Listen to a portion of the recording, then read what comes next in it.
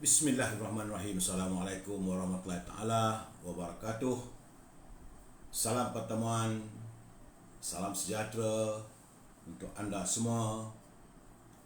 Apa khabar? Saya sentiasa mendoakan agar anda sentiasa sihat. How are you? Fugui. Every night you are present. Saudara Ibrahim Cik Muda, Saudara Rosila, Mi. Fau GH, Thomas Tan, how are you Thomas? Hope you are okay. Tun Aman, Tun Intan Faazah, Muhammad Fauzi Buang, apa khabar Intan? Lina Arina, Anggrek Rimba, share ya Intan ya dengan kawan-kawan semua. Tok Wan Selayang, terima kasih joining bersama. Harap Intan boleh share Instagram. Mana teman-teman yang dalam Facebook ya, kalau rasa tersangkut-sangkut boleh layari juga di Instagram. Jadi hari ini saya ada dua, satu Facebook, satu Instagram ya. Saudara Sulaiman Ali, apa khabar? Sihat ya? Saya gembira bila tengok Saudara Sulaiman kembali sihat. Saudara Fuad, apa khabar? Tok Wan, share Tok Wan. Brother Din, Muhammad Safri, Nur Zahara, Ahmad Noh, Jamaluddin Omar, Nur Maria, Nazil Hashim, apa khabar saudara? Dalam Instagram share and like supaya memberi saya semangat. Saya tengok sekarang ni saudara Ahmad Mohaini, saudara Muhammad Aziz Azmi, Muhammad Azmi bin Azmi, Waalaikumsalam, saudara Zulkafli, saudara Mio Ridwan, dan teman-teman yang tak tempat saya santuni satu persatu. Saudara Muhammad Aziz ya, saya akan santuni malam nanti sebab banyak cerita hari ni. Saya harus melaporkan ya, saudara Alan Haji Din Pok Jam hari ini kedudukan COVID-19, laporan COVID saudara Hashim Matan hari ini tanggal Isnin 21 bulan Jun.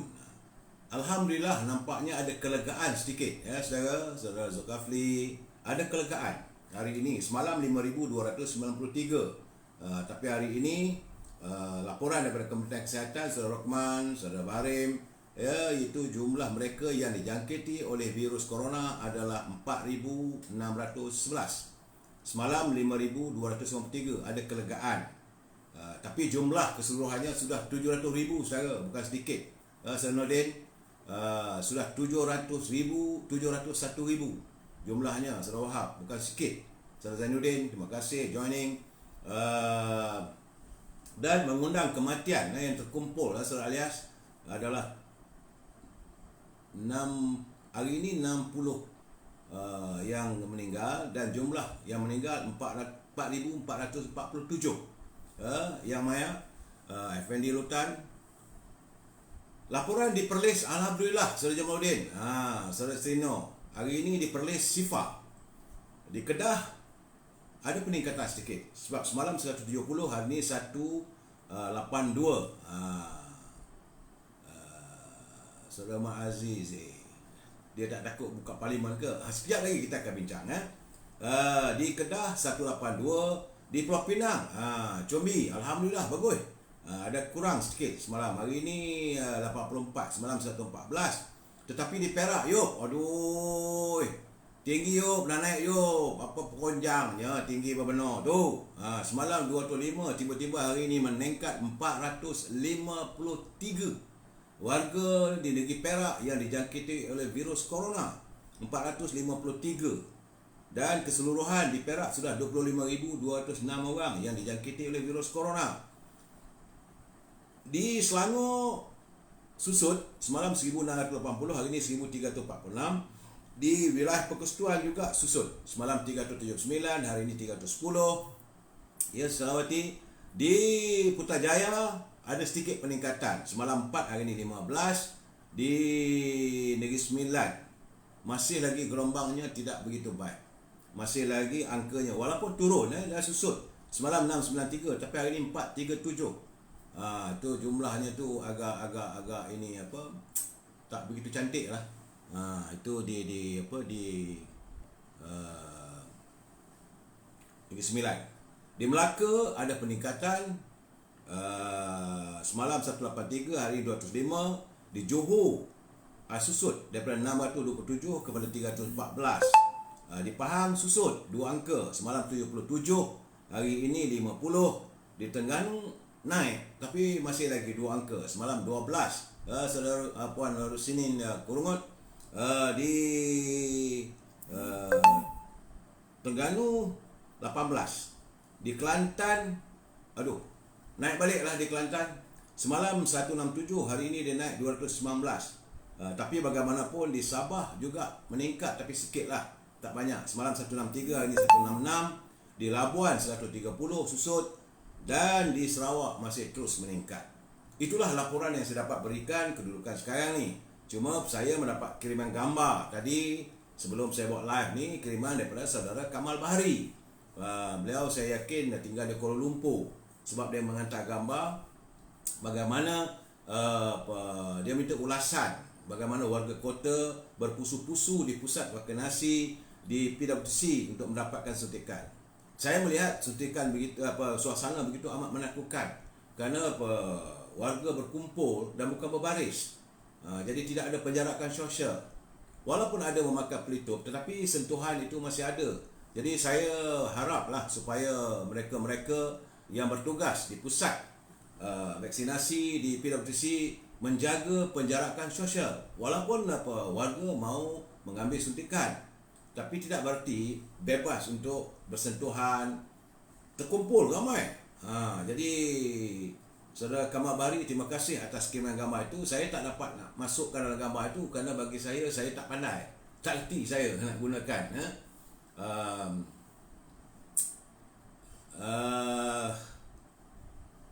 Itulah laporan COVID-19. But kita pergi ke tazkirah singkat, tazkirah pendek kita. Ini hari ini mengikut Imam Al-Bukhari, dalam persahabatan kita harus mengekalkan ukhuwah terhadap keluarga sahabat kita, walaupun kadang-kadang berlaku kematian. Anda berlaku kematian, ukhuwah kita dengan keluarga sahabat itu hendaklah diteruskan. Jangan dibiarkan bila sahabat kita meninggal maka terputus hubungan sama insan, sama kita, ya saudara. Kemudian jangan suka kita membebankan sahabat. Maaf, tak berapa sihat ke ni. Sebab besok nak pergi vaksin, badan tak sihat, tak tahu macam mana. Dan kita harus menyatakan rasa kesukaan dengan segala yang menyukakan hati sahabat kita. Jadi apa-apa yang disuka, kita pun kata sukalah, untuk menjaga harmonis persahabatan. Dan kita memulakan persahabatan kita bila kita berjumpa dengan sahabat, kita ucapkan salam. Ingat ya, Assalamualaikum, salam sejahtera untuk kamu. Begitulah caranya kita bersahabat menurut Imam Al-Bukhari. Baik saudara, mutiara kata hari ini, jangan kamu benci seseorang hanya kerana satu kesalahan. Dan jangan kamu menilai seseorang dari apa yang kita nampak dia di luaran. Di luar saja jangan kita menilai begitu. Kita tak tahu hatinya bagaimana. Dia tak sempurna, tapi kita pun sebenarnya tak sempurna juga. Tidak siapa yang sempurna melainkan Allah SWT. Kita penuh dengan kecacatan. Sahabat-sahabat kita begitu juga. Tapi jangan kita lihat luarannya saja. Jadi bila kita bersahabat, kita melihat orang lain, kita santuni mereka. Saudara Nuraidah Kamarudin. Salam impian moratorium kumpulan wang simpanan pekerja RM10,000. Berbelanja tanpa had, maka negara akan muflis. Dan saya tak tahu bagaimana kedudukan hari ini pejabat kumpulan wang simpanan pekerja masih ditutup. Macam mana lah nak keluarkan perbelanjaan, macam mana mereka nak mengeluarkan wang simpanan. Saya tak tahulah. Sepatutnya dibuka lah. Kita minta lah kepada wang simpanan pekerja membuka balik pejabat mereka. Sebab ramai orang dah bertambah sakit ni, bertambah tenat. Moratorium juga kita minta supaya pimpinan negara santunilah. Jadi keadaannya bagi saya lah, saya melihat keadaan begini seolah-olah tidak disantuni rakyat ni. Ini yang saya rasa agak kecewa. Saya sebenarnya kecewa lah dengan pimpinan sebenarnya sejak akhir-akhir ni. Jadi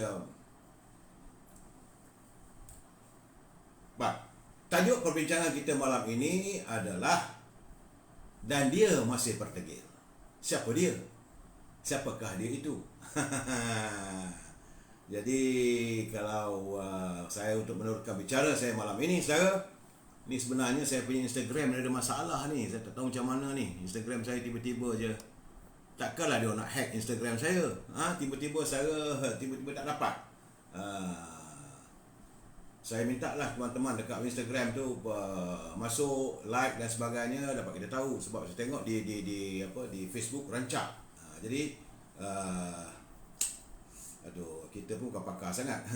But sebelum saya memberi pencerahan tentang dia masih berdegil, kita santuni dulu pantun Pak Nazir. Apa kata Pak Nazir? Kata Pak Nazir, Kak Limah menjamu tamu sama Kak Lijah di tepi laman. Orang amanah sukar ditemu. Begitulah wajah di hujung zaman. Nah, kita berada di hujung zaman ni, susah nak cari orang yang amanah. Tapi ada, bukan tak ada. Sebab itu kita harus bersikap amanah. Kemudian kata Pak Nazir lagi, membuat keris satu kesenian jati Melayu sebenar. Dada berbaris bintang kurniaan. Harap hati serahlah bersinar. Jadi pakai gelaran macam-macam gelaran, tapi hati kita tak tahu. Itu cara Pak Nazir menyantuni, menegur kita. Bintang macam-macam bintang pun, tapi kalau perangai yang tak sepatutnya, apa artinya? Ya, Saudara Azmi. Itulah keadaannya sekarang. But saya ingin memberi peringatan kepada teman-teman yang menyunting semula live saya dan dimasukkan dalam YouTube, dalam Instagram dan sebagainya. Anda bertanggungjawab atas setiap suntingan. Saya tidak bertanggungjawab kerana saya tidak mampu untuk melihat ataupun menilai satu persatu. Cuma kalau bersama dengan kita boleh santuni, ya, Saudara Rajani, dan bagi saya gunakanlah bahasa yang baik. Dan yang paling penting, bagi kita mesti agree to disagree. Kita mesti bersetuju untuk tidak bersetuju. Ini dia punya basic kita. Dan saya punya ruangan ini, dia tak ada bercakap soal ekonomi dan sebagainya. Bicaranya adalah bicara politik dan saya sekadar memberi pencerahan. Saudara, sekadar memberi pencerahan, tidak lebih daripada itu. Jadi tak tahu, ada problem sikit tu. Tak ada gambar. Saudara, saya berterima kasih kepada sahabat saya Datuk Sulaiman, Ketua Yang Amat Berhormat Datuk Sulaiman, Ketua Menteri Melaka, kerana semalam beliau telah pun mengumumkan rangsangan ekonomi untuk rakyat negeri Melaka. Berbahagialah warga Melaka kerana kabarnya jumlah diperuntukkan yang disediakan oleh Kerajaan Negeri Melaka adalah 174,053 juta. Ini Kerajaan Barisan Nasional. Cuma saya mengharapkan agar Datuk Sulaiman biarkanlah kalau ada bantuan nak diberi pada rakyat, biar sampai cecah. Jangan ada yang tertinggal, Datuk. Kerana beliau mengatakan, beliau memberi jaminan menerusi pakej sejahtera bersama ini tidak ada segmen masyarakat yang akan terpinggir. Jadi warga Melaka boleh berhubung dengan pimpinan saudara untuk mendapatkan penjelasan dan sebagainya. Saya sekadar mewawarkan. Cuma hari ini bila saya dapat kiriman culipan daripada Datuk Seri Najib, beliau mengatakan beliau merasa sedih apabila kerajaan memberi alasan bahawa wang kantung negara semakin berkurangan dan tak cukup kalau nak bantu rakyat sebagainya. Sedangkan katanya kita telah berbelanja lebih 600 bilion dan sudah pun meminjam sebanyak 130 bilion, artinya 730 bilion. Jadi sepanjang tahun 2021. Jadi menurut Datuk Seri Najib kata, kalaulah susah sangat, kenapa tak pergi ambil wang kita yang berada yang dibekukan di bank di Switzerland. Ini dalam isu masalah 1MDB tu lagi. Sebenarnya pelaburan kita di Switzerland ada, nilainya banyak, dekat 5 bilion. Bolehlah pakai. Ataupun juga kita juga mempunyai wang dalam SRC. lebih daripada 7 bilion, itu 29 bilion. Kenapa dibiarkan beku di sana? Ambil lah. Apakah ada benda-benda yang tersirat yang kita tak tahu? Ini gambarannya, saudara. Sebenarnya bukan kita tak ada duit. Kita ada duit. Kita ada duit di Bank of Switzerland, kita ada duit di London, boleh diambil. Terpulang lah, saya tak tahu. Ini culipan daripada Datuk Seri Najib. Beliau tahu benda begitu. Jadi janganlah memberi helah. Kononnya kerajaan Barisan Nasional tak ada duit, mengambilkan duit. Sedangkan ada. Pelaburan-pelaburan kita yang kita lakukan sepanjang beliau menerajui kerajaan Barisan Nasional. Jadi jangan kata tak ada duit, jangan kata duit hilang. Itu saudara, saya harus menjelaskan apa yang masuk dalam laman saya harus memberi gambaran, penjelasan, saudara. Baik. Saya melihat sekarang ni Putrajaya dilihat seolah-olah tiada keinginan untuk mematuhi titah diraja. Itu pandangan penganalisis. Para penganalisa politik merasakan, mereka rasa seolah-olah Putrajaya ni tidak mahu menyantuni titah diraja. Kerana mereka mempersoalkan keengganan yang ketara kerajaan untuk mematuhi titah itu untuk menamatkan darurat dan membuka semula parlimen. Kerana semalam, macam saya katakan semalam, Yang Amat Berhormat Tan Sri Perdana Menteri masih lagi berhelah mengatakan bahawa akan diwujudkan satu jawatan kuasa. Jawatan kuasa ini akan berbincang, lepas dah bincang, bagi tahu kat dia bila waktu sesuai untuk panggil parlimen dan sebagainya. Dia kata bagi penganalisa politik, mereka merasakan apakah ini satu helah. Kerana menurut Saudara Awang Azman Pawi daripada Universiti Melaya, katanya kerajaan menunjukkan kurang keinginan untuk melakukan pembaharuan yang dicadangkan. Mereka sepatutnya bersemangat dengan reaksi dan bertindak segera atas nasihat yang telah pun diberikan oleh Yang di-Pertuan Agong. Kerajaan harus memberikan komitmen dan bersetuju dengan Duli Yang Mulia Yang di-Pertuan Agong dan Raja-Raja Melayu untuk menamatkan darurat yang dijadualkan pada 1 Ogos. Jadi menurut Saudara Awang Azman, beliau merasakan sebarang penangguhan oleh kerajaan akan menyebabkan kemarahan rakyat dan amarah ini akan semakin meningkat. Begitu juga dengan Saudara Ui Isun dari Institut Hal Ehwal Antarabangsa Singapura.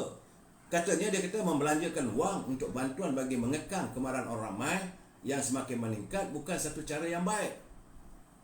Dia walaupun dia tidak ada raja, dia bukan bangsa Melayu, dia dari Singapura, tapi dia kata apa yang ditahkan oleh raja itu adalah cadangan yang terbaik untuk dipulihkan kembali demokrasi dan ditamatkan darurat ini. Sebab Singapura pun tak ada darurat pun dah. Jadi cuma saya hairan apabila semalam tiba-tiba saja Mursidul Ampas, Tuan Guru Datuk Hashim Jais, dia pula membuat kenyataan. Dia kata sebelum parlimen kembali dibuka, kerajaan perlu mengambil kira kejayaan menangani penularan pandemik COVID-19. Saya pun hairan lah. Kenapa alasan pandemik COVID-19.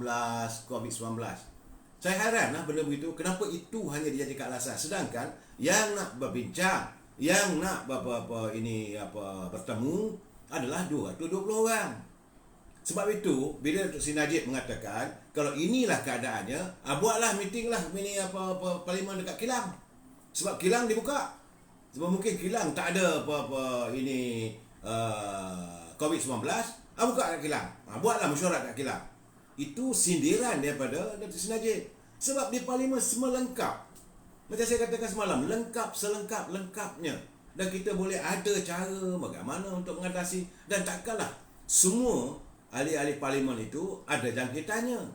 Kalaupun dikatakan bahawa kaki tangan, pekerja apa semua, suntiklah mereka. Apa ada masalah? Takkanlah sampai 2-3 ribu orang. Hingga kononnya mungkin akan mewujudkan kluster parlimen. Jadi ini rakyat melihat, para penganalisa melihat bahawa keadaan begini akan mewujudkan bahawa kesangsian. Apakah alasan diberi itu? Sebenarnya itulah alasannya ataupun ada helah untuk melewat-lewatkan. Saudara, saya dalam keadaan begitu saya amat tertarik hati. Okey, kita santuni juga parlimen negara orang. Di Pakistan, parlimen Pakistan beberapa hari lalu waktu mereka mengadakan persidangannya, dan Perdana Menteri Imran Khan, dia bukanlah terkenal dengan seorang diplomat yang hebat seluruh dunia, tidak. Dia menjaga negara dia. Saya tengok ada bualan dia dengan wakil daripada Amerika bertanya bagaimana kalau Amerika mau datang ke Pakistan untuk menyiasat kemungkinan adanya teroris dan sebagainya. Dia kata no. Dia tidak akan mengizinkan siapa pun mencabar kedaulatan negaranya. Dia tidak akan izinkan. Jangan bagi alasan. Kononnya ada alasan pengganas. Tak ada. Malahan Imran Khan dia menceritakan dalam parlimen betapa dahulu Asif Zardari, iaitu suami kepada Benazir Bhutto, dan bekas Perdana Menteri Nawaz Sharif, dia kata dapatan dia bahawa mereka menyamun dan merompak khazanah Pakistan secukup-cukupnya. Dia berkata seluruh dunia dia pergi, seluruh Eropah dia pergi, semua mereka menceritakan perkara samunan dan rompakan dalam negara Pakistan. Ia merupakan negara Islam. Ya, dia berkata tidak malu ke kita sebagai umat Muhammad? Betapa malu kita mengakui sebagai Islam, tapi kita mencuri, kita menyamun, kita merompak dan membuat pelbagai kerosakan dalam Pakistan. Sebab itu dia meminta speaker Dewan Parlimen di Pakistan mendengar dan berbuat sesuatu. Artinya dia mengajak ahli-ahli Parlimen Pakistan untuk menghentikan keburukan begitu. Dia berkata, lihatlah bagaimana negara-negara Eropah, walaupun bukan negara Islam, tapi mereka mentadbir negara dengan telus dan jujur. Dia kata rakyat Pakistan perlu malu pada orang yang bukan Islam, kerana orang bukan Islam melakukan perkara yang disuruh oleh Islam, sedangkan kita pula sebagai orang Islam, kita melanggar semua hukum-hukum Islam. Dan dia berkata lagi, tidak malukah kita kepada orang-orang bukan Islam? Kita adalah umat Muhammad yang patutnya menjadi contoh. Tapi apa yang kita lakukan sekarang benar-benar memalukan Islam. Itu kenyataan daripada Imran Khan, bukan tuju pada kita. Tapi sekurang-kurangnya kita ambil panduan, ambil pedoman daripada kenyataan pemimpin besar daripada Pakistan. Jadi lebay-lebay ini takbirlah Terengganu, takbirlah Kelantan sebaik mungkin. Tunjukkanlah pentadbiran Islam macam mana yang dituntut oleh Islam. Jangan kita mengeluarkan fatwa, mengeluarkan dalil, akhirnya masalah air di Kelantan pun tak selesai. Jadi pemimpin dilihat memakai kereta besar dan sebagainya, sedangkan rakyat masih lagi dalam keadaan yang tertekan. Bantulah rakyat. Ini gambaran yang saya dapat daripada apa yang saya baca. Ini cantik kata. Kalau saya boleh bicarakan malam ini untuk pengetahuan kita semua. Saudara,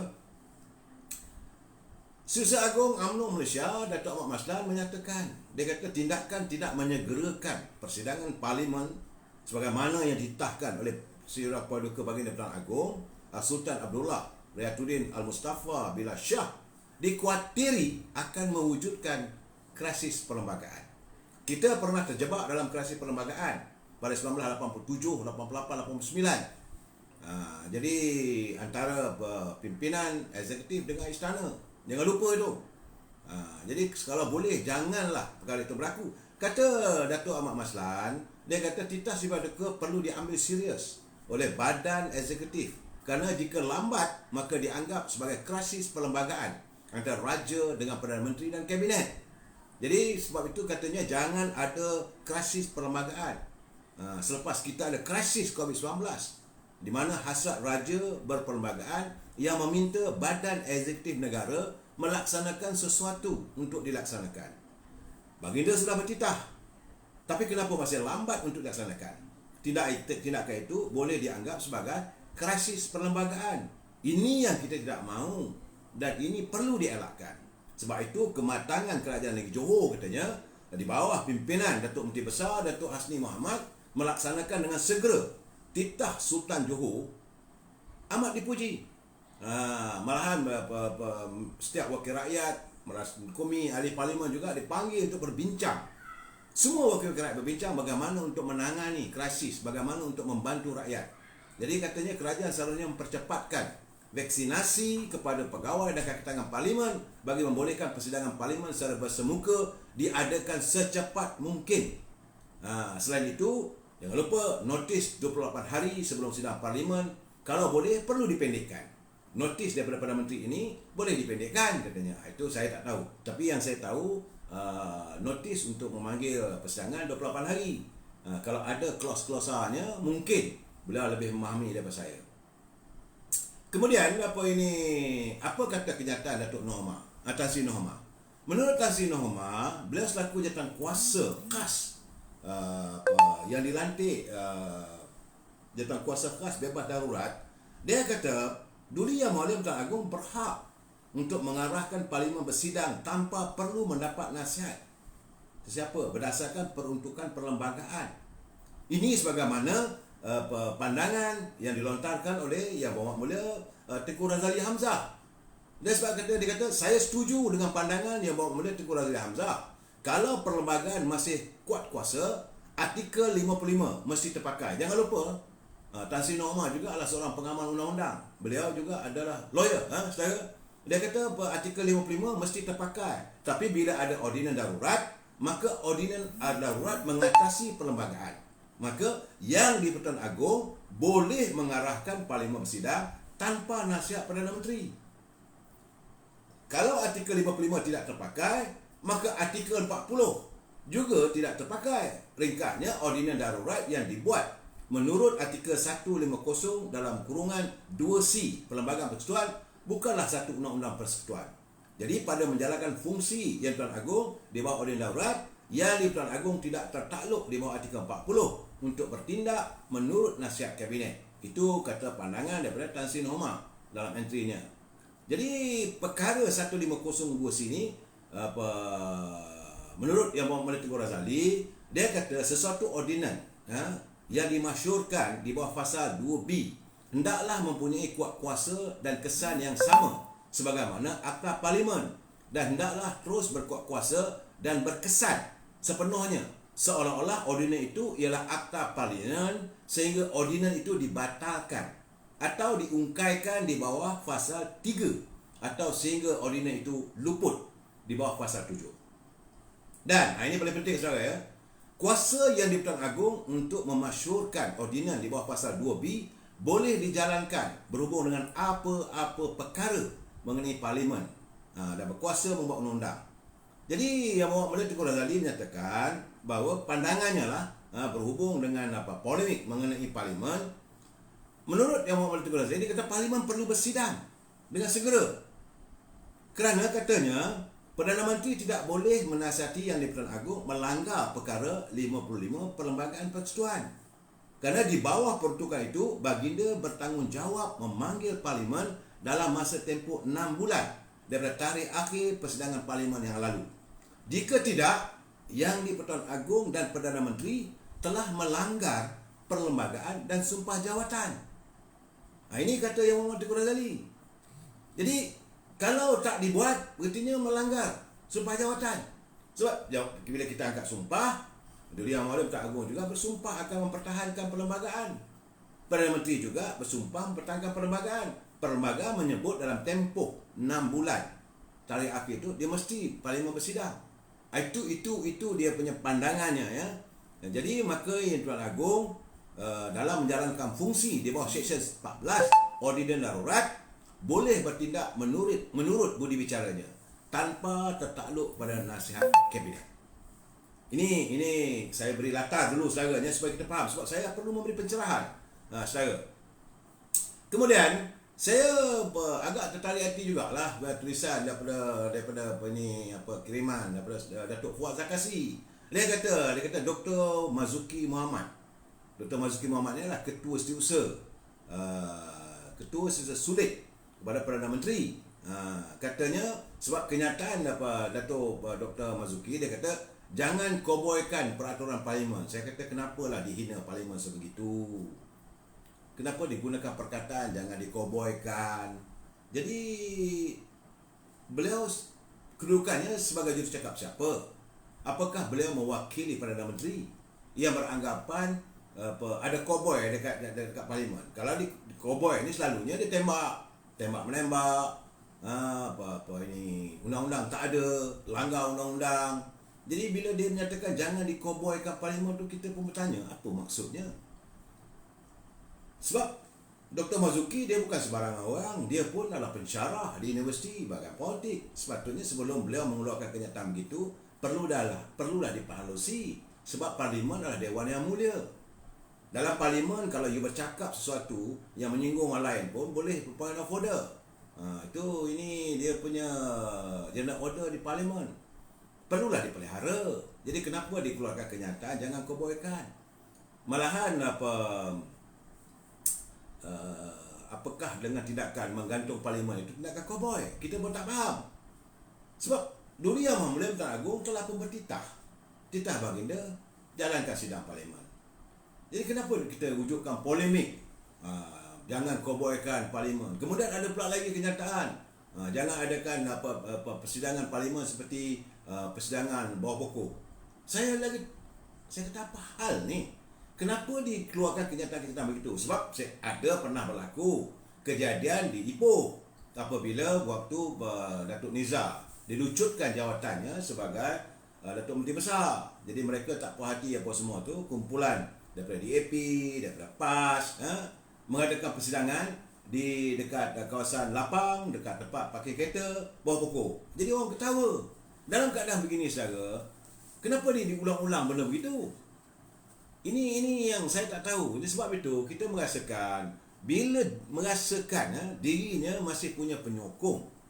Kemudian kita tambah pula keliling ada para pengampu dah yakin bahawa tiada siapa boleh menjatuhkan ataupun atas nasihat mereka yang pakar dalam mencari helah serta dapat menyelamatkan kedudukan di singhasana kuasa dan orang lain tak boleh menggugat kerana yakin masih ada ruang untuk melepaskan diri dan tersingkir keberadaan di anjung kuasa sebelana, maka mereka melakukan pelbagai helah.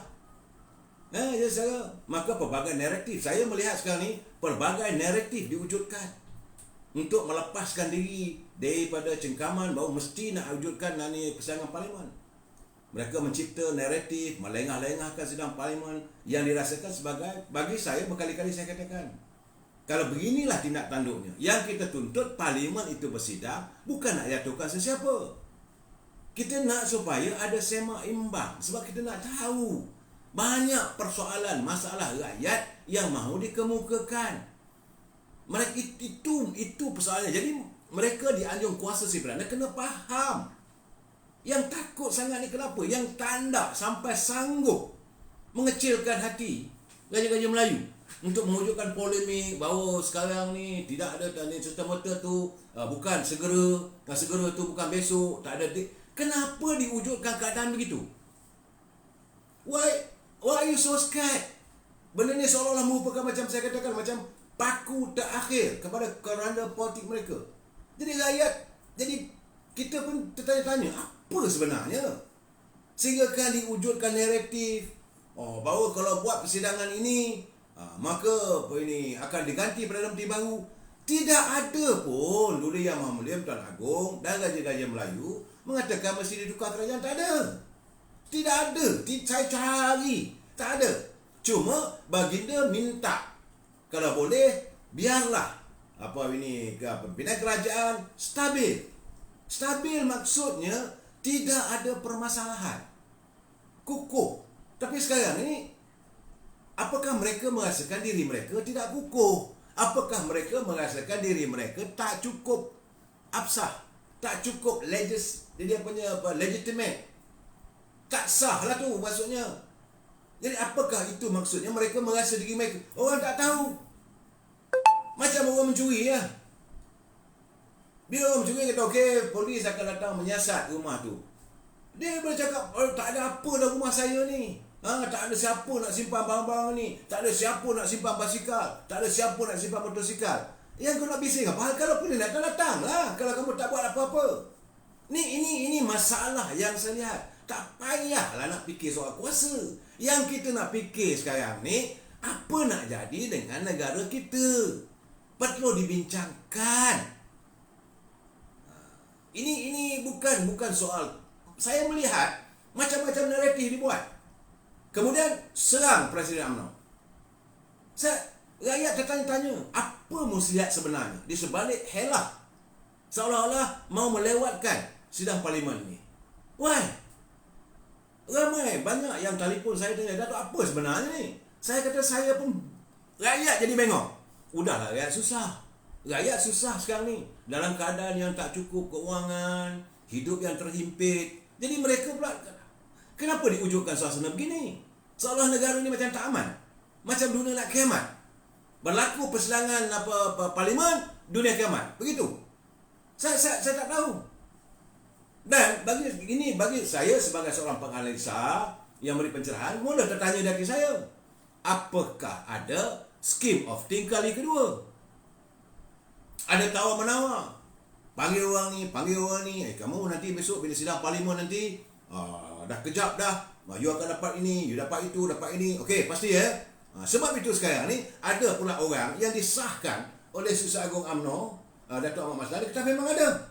Ada pihak-pihak tertentu, tapi dia tak sebut nama lah, yang sedang mendapatkan tanda tangan SD, tanda sokongan pada orang duduk. Saya kata, kenapa ni? Apa jadi bercempera sangat masalah ni? That is not a problem.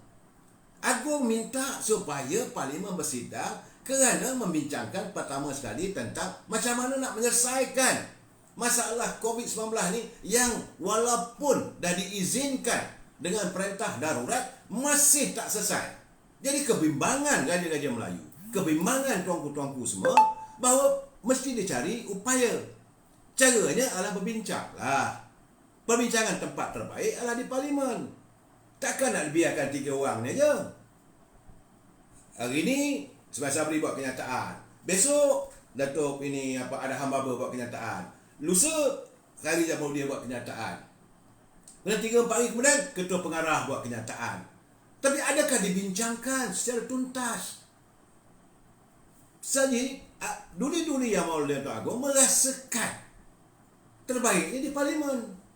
Sebab ada wakil-wakil rakyat. Mereka ini wakil rakyat yang dihormati, yang boleh diguna pakai pemikiran mereka. Sebab ada juga kalangan wakil rakyat ini yang jadi doktor, pakar perubatan, pakar kimia, macam-macam ada. Kita ni ahli parlimen kita pun bukanlah sengkit sangat, brother. Bukan sengkit sangat. Mereka pun ada juga latar belakang. Ada yang insinyurnya, ada arkiteknya, ada yang latar belakang sebagai accountant, ada doktornya, ada doktor falsafahnya. Ini sebenar-benarnya ini raja-raja Melayu merasakan bukalah parlimen. Tapi ini dijadikan ketakutan. Jadi saya dapat tahu, saya dipahamkan bahawa sudah ada usaha tawar-menawar sedang berlaku di Sabah. Katanya lah, saya tak tahulah. Katanya lah. Dan kalau ini berlaku, saya rasa ini satu lagi pencemaran terhadap politik. Kerana Sabah baru saja selesai menjalankan pilihan raya negerinya. Mereka juga yang nakkan sangat supaya Syafiee Apdal ini tidak jadi Ketua Menteri daripada Parti Warisan. Katanya bahawa sedangnya Parti Warisan sedang dipujuk untuk 9 orang ahli parlimen dari Warisan ini akan menyokong pimpinan Tan Sri Muhyiddin kalau bila parlimen bersidang. Jadi mungkin juga bagi tak tahu-tahulah, saya tak dapat pengesahan ya. Saya dengar ni bukan benda yang pasti. Sebab saya kata ini kadang-kadang ini gosip politik, tapi gosip politik ini boleh dipercayai. Jadi kalau begitu keadaannya, kalau nak install balik Datuk Syafiee Apdal sebagai Ketua Menteri dan Datuk Azdi turun, apa guna buat panggil pilihan raya di negeri Sabah? Bertambah buruklah lagi keadaannya. Hanya kerana nak pastikan 9 ahli parlimen dari Warisan itu menyokong kamu. Ini yang dikatakan scheme of think. Ini scheme of think yang buruk, bukan untuk kebaikan. Dan sebab itu saya tak faham kenapa mereka takut sangat. Kenapa mereka takut sangat untuk mewujudkan persidangan parlimen? Berkali-kali saya ingat, kalau saudara boleh buka balik kenyataan-kenyataan saya sebelum ini. Saya katakan bahawa rakyat menyambut dengan penuh gembira kenyataan duli-duli yang Maha Mulia Raja-Raja Melayu supaya parlimen bersidang. Bukan mereka meraihkan penyingkiran Tan Sri Muhyiddin. Tidak. bahawa mereka yakin bahawa kehidupan mereka sedang akan disantuni. Artinya, wakil-wakil rakyat ini berpeluang untuk menyuarakan kepedihan, keperitan hidup mereka dan dicari upaya bagaimana untuk menyelesaikan masalah. Saya jangan lupa, terkurung di rumah ni satu benda yang menyakitkan. Sebab itu jumlah yang bunuh diri ramai, yang bergaduh ramai, masalah tak ada duit, nak hidup, nak makan. Akhirnya rakyat menjadi pengemis di bumi sendiri. Jadi kalau datang lori ataupun pengangkutan daripada mungkin wakil-wakil rakyat yang mengantar, berebut turun dekat halaman, ambillah sedikit. Apakah mereka ini pengemis? Persoalan saya. Maka perlulah dihantar bakul makanan. Berebut anak-anak pergi kat depan tu, bawa ambil balik mangkuk bakul itu, tengok apa ada isinya dengan penuh pengharapan. Kenapa kamu jadikan rakyat pengemis? This is a big problem yang asking the leadership of Malaysia sekarang. Di mana-mana sekarang ni duduk melengung tepi pintu tu. Nak makan apa ni malam ni kang? Ada beras ke, cukup ke? Kalau tak cukup, mungkinlah sekejap lagi tu adalah wabi ke datang. Mungkin wabi datang, dia bawa lah bakul makanan untuk kita. Kenapa suasana begitu? Kenapa rakyat tak boleh bebas dia sendiri berusaha, dia mencari? Ini tidak. Salah, jangan lupa, bukan satu hari, dah setahun. Setahun lebih. Perintah darurat, PKP, tak boleh bergerak. Kemudian yang menjadi masalahnya, bank-bank ni, yang saya katakan kadang-kadang melahanat ni, langsung tak nak fikir, terus hantar surat, terus hantar kiriman dalam WhatsApp. Kalau anda tidak mahu nama anda dicatat ke dalam secret, kalau anda tidak ini, nama anda di blacklistkan, sila buat pembayaran. Itu yang orang tuntut supaya moratorium ni diadakan. Tapi menteri buat tak tahu, buat pekak badak. Sebab mereka tak terasa. Orang yang merasai kepedihan itu dapat merasakan sebenarnya, tapi mereka buat tak tahu. Pimpinan macam seolah-olah misalnya kata buat pekak badak. Kita kata tak faham bahasa. Yang kita agung dan Malaysia Raja kata buat persidangan secepat mungkin. Yang bagi tolak dalih ni apa hal? Kan nak buat September, nak buat Oktober. Setara ini bulan Jun, Julai, Ogos, September, 3 bulan lagi. Nak bagi rakyat keren, nak bagi rakyat apa ke dana. 3 bulan, bukan masa yang singkat. Apa kata Makcik Limah? Apa kata Pak Seman? Apa kata Pak Dolah? Apa kata Pak Saleh? Yang duduk termenung saban hari di tepi pintu. Menunggu dan menunggu. Bagaimana masjid ditutup lagi? Ini yang perlu dibincangkan. Sebab itu saya dapat kiriman tadi, akhir petang tadi. Saya cantik juga kiriman saudara Mat Saad Mat Zain. Dia kata, salam tu, dia kata, nampak gayanya. Dia berkias. Ini cantik bahasanya. Oh, lama ni dia berkias. Dia kata nampak gayanya, anak-anak kita dah sedap duduk di rumah Pak Tiri mereka. Tiap-tiap malam kita duduk pujuk, suruh balik. Tapi mereka buat bodoh saja. Jadi maklumlah tu Pak Tiri tengah duduk tamu makan sedap-sedap. Balik rumah sendiri, saat ni makan ala kadar saja. Jadi dia kata biar pilah kat depa. Ni muka orang utara ni. Pak Tiri tengok duk hemoy je. Lagipun kalau depa tak mau balik rumah kita, bukan pun rumah kita runtuh. Saya nampak kiasan ini kepada ahli-ahli parlimen kita, menteri-menteri yang dalam Perikatan Nasional. Jadi saudara Mat Saad Mat Zain ni dia berkias. Anggap macam anak tu pergilah duduk rumah Pak Tiri Ampa tu, Pak Tiri Ampa kaya. Lalu tu lah. Itu maksudnya. Akhirnya rakyat dapat melihat keadaan begini. Yang kita yang Sabah Malam, saya kata, tariklah sokongan daripada Perikatan Nasional ini, ahli-ahli parlimen daripada UMNO, bukan kerana kita benci dengan ini Perikatan Nasional, tidak, sebab kita tahu masalah idarat, sebab mereka tidak menyantuni. Tambah-tambah lagi ni budak mulut longkang tu sekor tu. Budak mulut longkang ni. Saya selalu kata, boleh diam tak? Can you shut up lah? You pun tak ke mana pun. Hanya konon-konon jadi datang kuasa je. Parti Pribumi. Sebab ini masalah dalam UMNO yang kamu nak kacau ke buat apa? Yang kamu kata Datuk Zaid Hamidi memberi tempoh 14 hari kepada pemerintah untuk memanggil sidang parlimen sebagai urutan daripada kluster mahkamah. Kluster mahkamah, bapak kamu. Kamu ingat dalam PBM tu tak ada orang. Kalau bertukar kerajaan, wuyup semua tu kena ke mahkamah. Jangan ingat anda bersih. Oh, menggelar orang, menggelar ini. Kita tahulah kenapa presiden kita diseret ke mahkamah. Dan Presiden UMNO membuat kenyataan. Dia kata bukan tadi ada satu live minta saya interview saya. Dia kata boleh bagi pandangan tu lah. Saya bagi pandangan, saya kata bukan UMNO ni jenis kata apa-apa. Kau tak buat aku tumbuk. Tidak.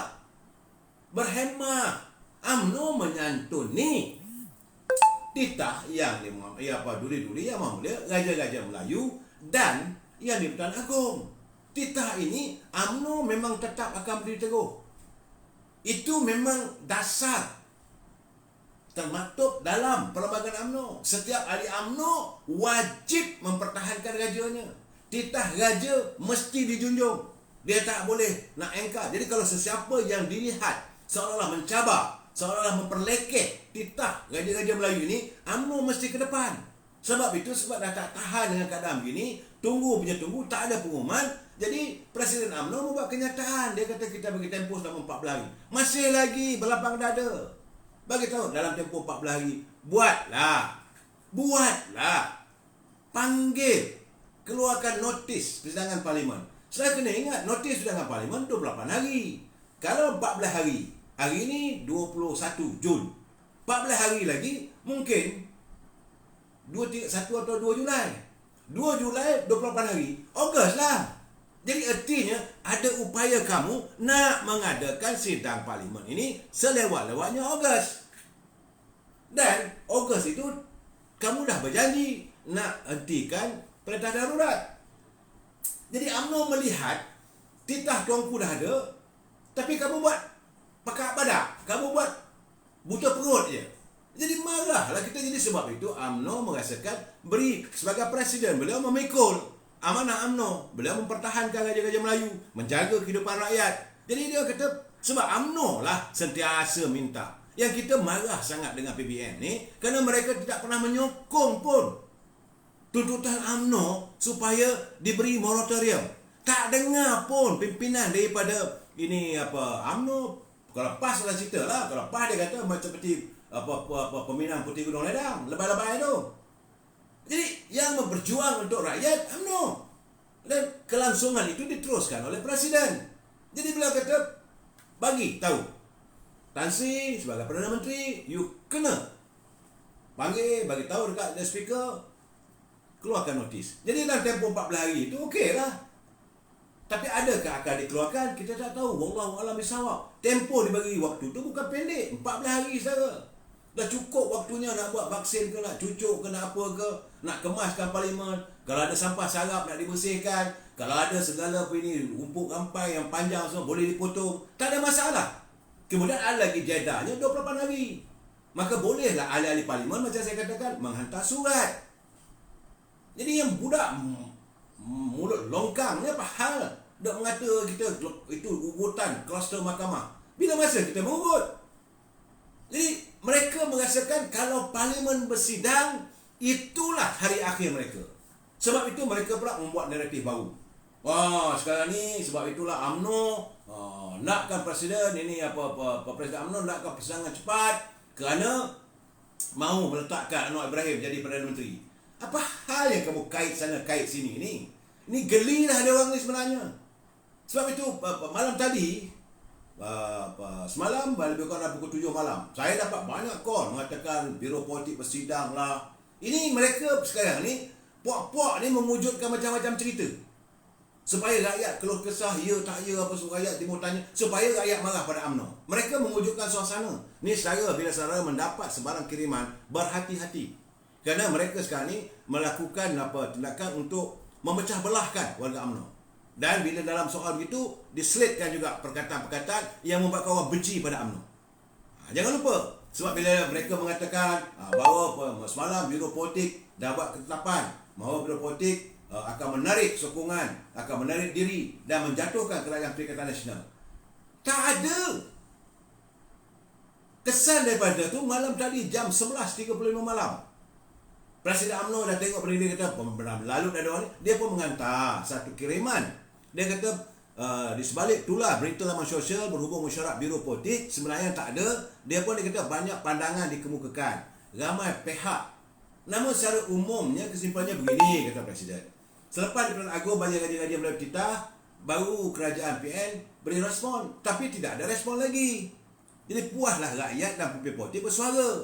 Masih lagi sepi. Respon kerajaan untuk membantu rakyat yang dalam kesusahan disebabkan PKP 3.0 sepi lagi. Sebab itu rakyat jelata yang menjunjung kasih dan setinggi penghargaan kepada Raja-Raja Melayu rasa sedih.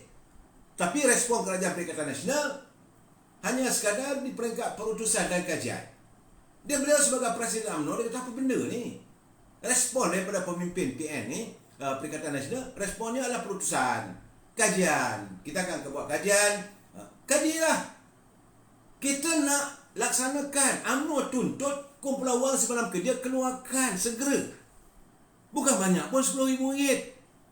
Dan arahkan bank untuk 6 bulan. Sistem moratorium ini dilaksanakan pada semua peminjam, tak terkecuali. Itu yang UMNO tuntut sebab UMNO merasakan bahawa inilah salah satu cara untuk menyelesaikan sedikit ataupun memberi kelegaan kepada kehidupan rakyat. Ini kamu tak santun. Jadi mungkin kerana itu kamu takut nak buka parlimen, kerana kamu akan disoal itu. Jadi mereka membuatkan naratif pula bahawa UMNO mau menjatuhkan Tan Sri Muhyiddin. Sebabnya UMNO sudah pun berbincang dengan Datuk Seri Anwar Ibrahim. UMNO buat begitu, UMNO buat begini. Jadi kalau Tan Sri Muhyiddin jatuh, maka Anwar Ibrahim akan jadi Perdana Menteri. Kalau Anwar Ibrahim jadi Perdana Menteri, DAP juga masuk menjadi pemimpin dalam kerajaan. Naratifnya nak memburukkan UMNO. Ini puak-puak mereka sedang membuat sekarang ni saja. Sebenarnya tak ada. UMNO tuntut sejajar dengan titah tuanku. Titah tuanku supaya cari upaya.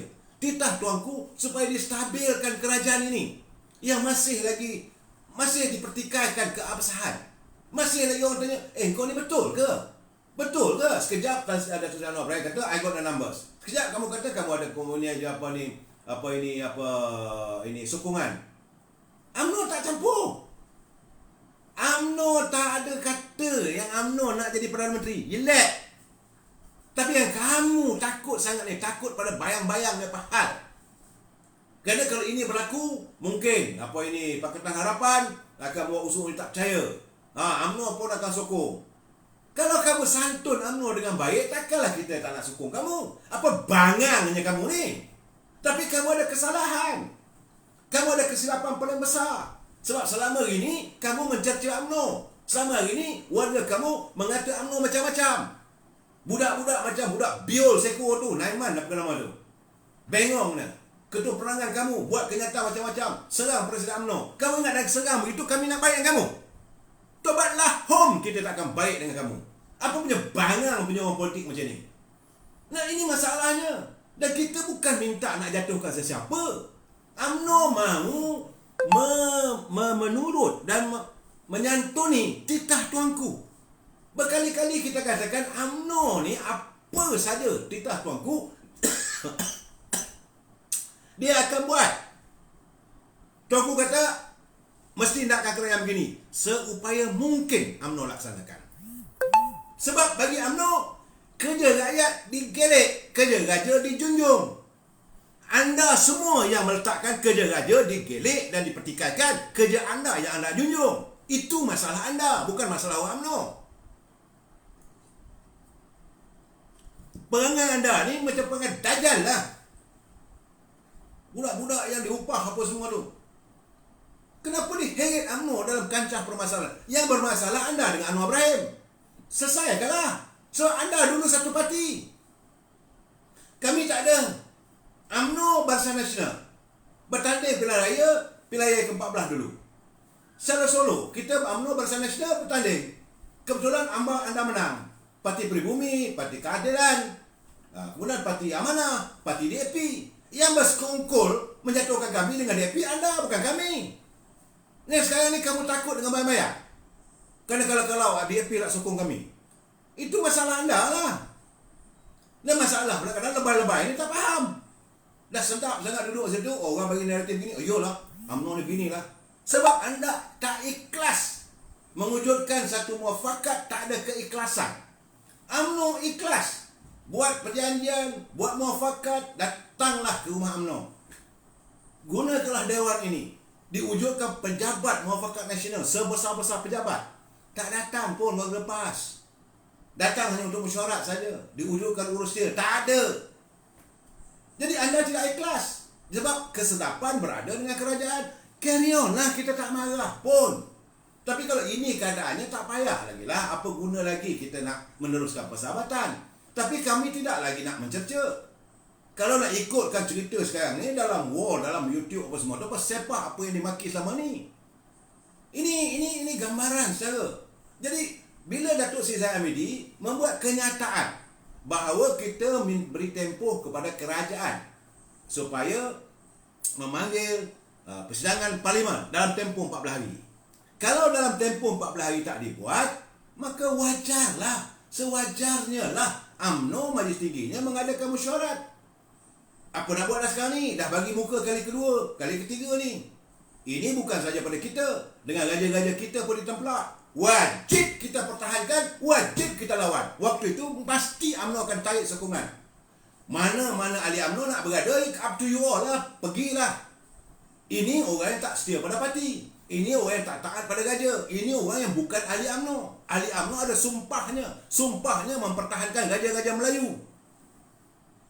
Anda dapat jawatan sebagai menteri apa semua, bersekongkol, oh no, tak boleh lah, kita tak boleh lah. Yang kamu pun takut dengan apa hal? Sebab kamu sedar. Kamu rasa bahawa bila ada parlimen bersidang, kamu akan hilang jawatan. Kamu lupa rezeki itu datang daripada Allah SWT. Bukan rezeki itu datang daripada Muhyiddin. Bukan rezeki itu datang daripada Zahid Hamidi. Bukan rezeki itu datang daripada Sun Najib. Tidak. Rezeki datang daripada Allah SWT. Apabila sampai waktunya kamu dilantik sebagai pemimpin, maka kamu akan jadi pemimpin.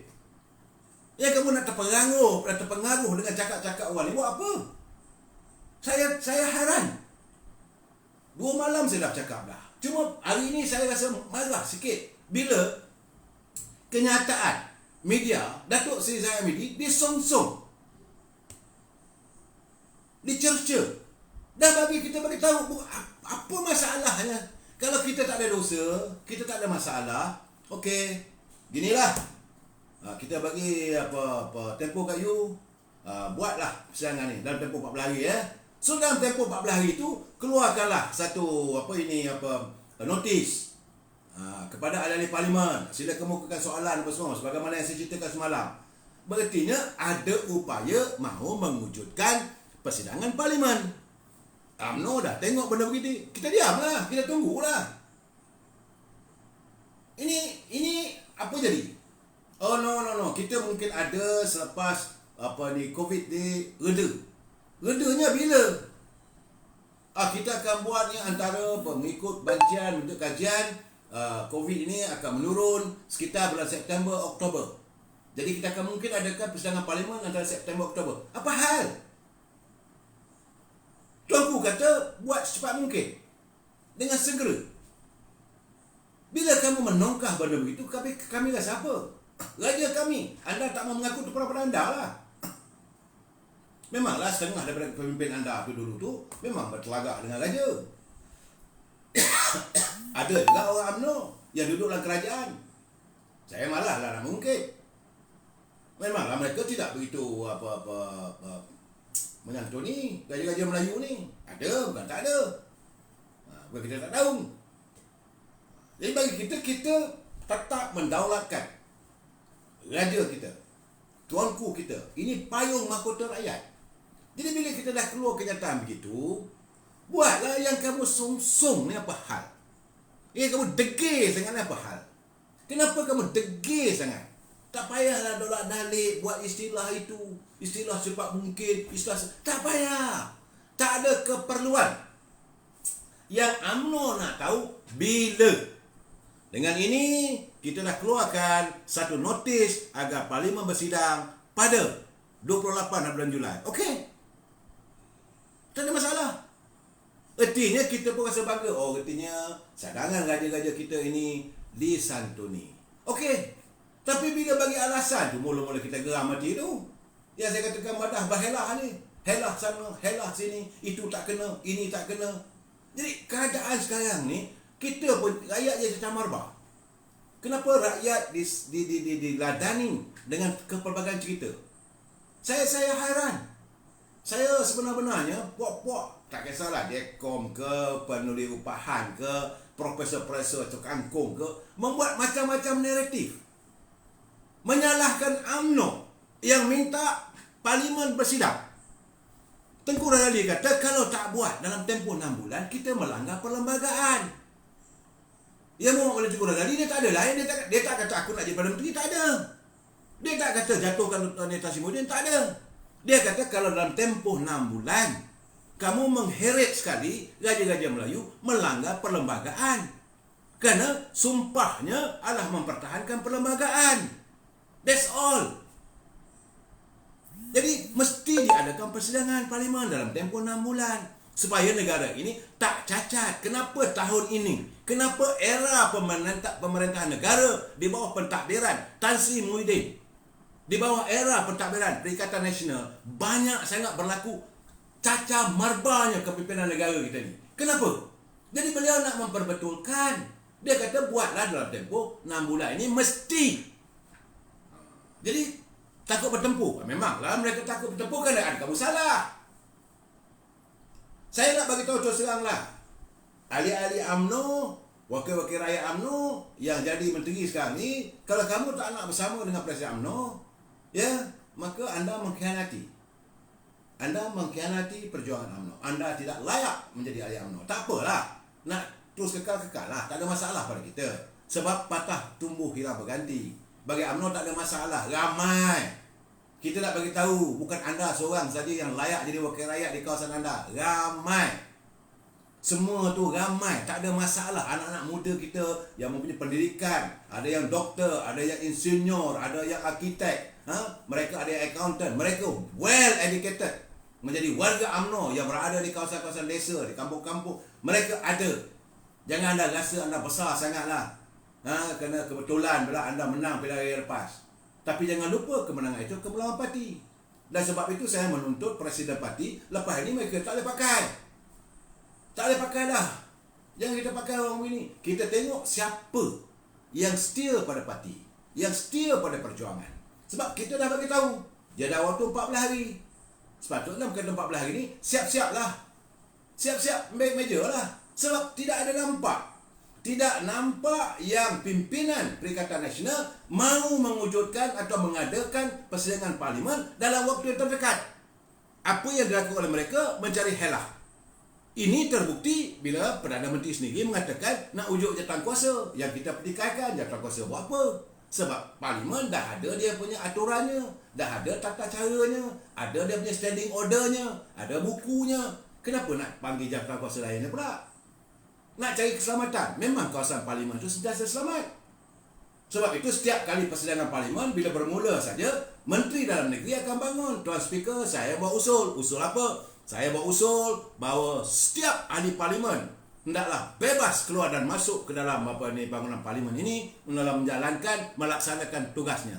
Dan Speaker akan mengarahkan polis, okey, sediakan kawalan secukupnya. Tak ada masalah. Dalam Parlimen bukan boleh tumbuk. Dalam Parlimen bukan boleh bergocoh ke dalam Kelantan. Boleh bertekak sajalah. Tetapi ingat, kalau kamu buat silap, kalau kamu tidak jujur, kalau kamu melakukan banyak kesilapan, kamu akan dibogirkan. Bukan bogir secara fizikal. Kamu akan didedahkan apa kesilapan kamu, kepincangan yang kamu lakukan. Ini akan dilakukan.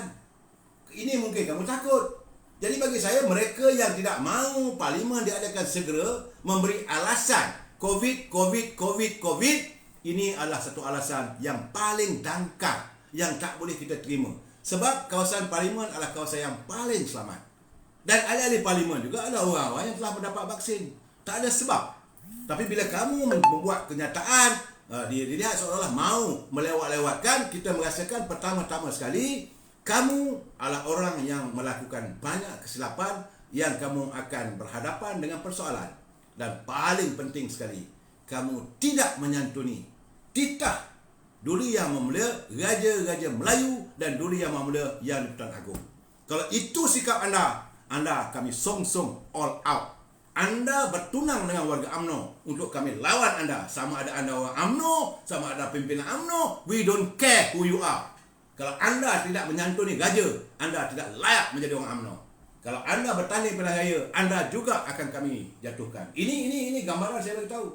So keadaan ini perlu dihayati. Dalam tempoh 14 hari, kalau tak ada usaha dilakukan untuk membuka persidangan parlimen, tunggulah.